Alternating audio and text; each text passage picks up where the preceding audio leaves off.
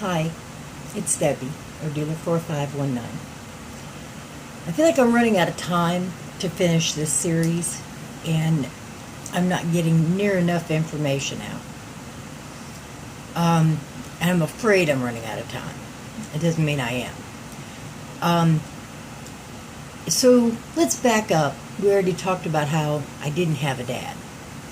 So by this time I had asked enough questions that before I went into junior high, which would have been when I was 11 or so, I was told that my dad was killed in Vietnam. Well, that's terrible. Now, how did any of this come about? And I've never met him. I don't carry any last name but my mother's. But see, I couldn't right then process that when I was younger because I didn't know enough to understand that her last name was her maiden name until I got to go see my grandparents, her parents, which I might have seen when I was young, but I don't recall that. And I was 8 or 9 before I recall a trip up there. She lived in northern Michigan. So, and I mean northern Michigan, the UP. And so they had that last name. So I was able to at some point put together that I did not carry his last name. I carried her maiden name. So I started asking for names, just that kind of information. And God, the first name I was given was John Rosinski or something, but that was a long time ago. And we're going to fast forward about, 10 or 12 years. My mother came to Alabama to visit me. And while she was here, she realized that she had lost her Social Security card. So we went to the Social Security office, which was exactly 1 block from where I lived, which is probably why she went in. And I went in with her. And they started they had to make sure it's her, so she filled out a paper, and she gave them her driver's license, and there was some questions about why are you here requesting it. Look, I live up there, mail it up there, which was Gary, Indiana. So I lived in Gary, Indiana, mail it to Gary, Indiana, but I just noticed while I was here, And she said, did you ever go by the last name of Booker? And my mother got almost irate. No, why would I have that last name? Well, we have you listed that you were a Booker and that you worked in Michigan. And my mother said someone had stolen my identity apparently because I've never had that last name. Well, she said, that's what we have for 1967. Okay. Now, my mom denied it. She got mad and left the Social Security office without even finishing getting the card. And that would have, oddly, had she gotten married to anyone, that would have been the year I was conceived. Because I was born full term in March of 68. Therefore, I was conceived in June of 67. And, she didn't want to talk about it or answer any questions, so we dropped it.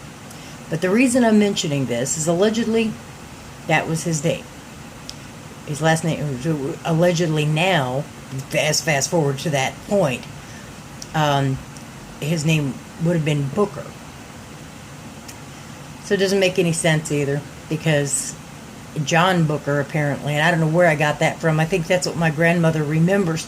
My grandmother also remembered her bringing him up north. And my aunt visited them while my mom allegedly was pregnant with me. And she said that he looked like Elvis Presley. And, I can't put all this together. If you go start looking up the name Booker in Northwest Indiana, you're going to pull up hundreds. So we'll move on. I wasn't, at any point going to call every single one. And then, I'm going to back up. I am still looking for my biological father. So, if anybody sees this video and they happen to know anyone named John who was dating or married to a woman named Joan in 1967, Well, they could be my dad. However, making a note of this, I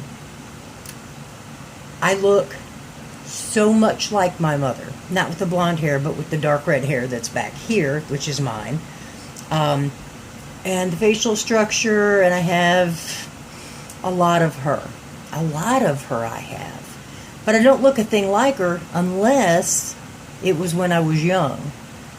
And then sometimes when I get mad, and I furrow my brow or something like that, my children will say, "You remind me of grandmother."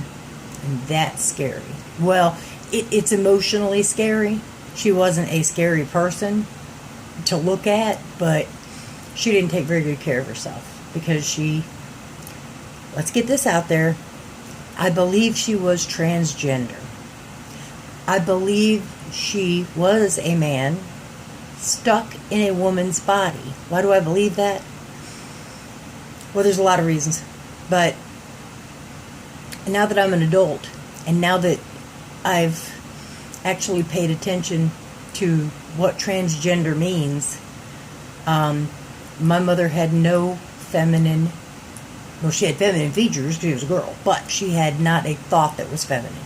She thought like a man, she acted like a man, she liked to work on her car like a man, she had a man's job, she was rough and tough and would beat the crap out of anybody. And I mean that. There were people who were afraid of her at 60 years old. She was stuck in that body. She also didn't have any... There was no motherly characteristics to that woman. She didn't have the instincts that I have as a mother. And it just all adds up that if I would have asked her, because she died 10 years ago, it was 10 years in April, but I think if I'd have asked her at the very end of her life, "Mother, tell me the truth, are you really just transgender?" I found credit cards after she died with the name John Walls on them.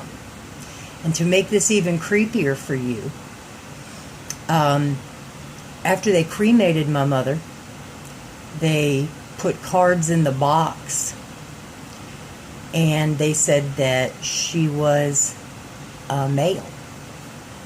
Now, they should have known better. The crematorium would have done it, not my funeral director, who knew me all my life. We're going to get to that in a minute. But they did put male on every one of those little cards in that box. Thinking, but she's not a male. Or was she? I don't know. No, I do know.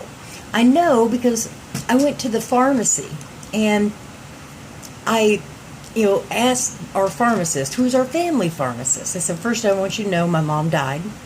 And he was like, "Oh, I'm so sorry. How did that happen? When did that happen?"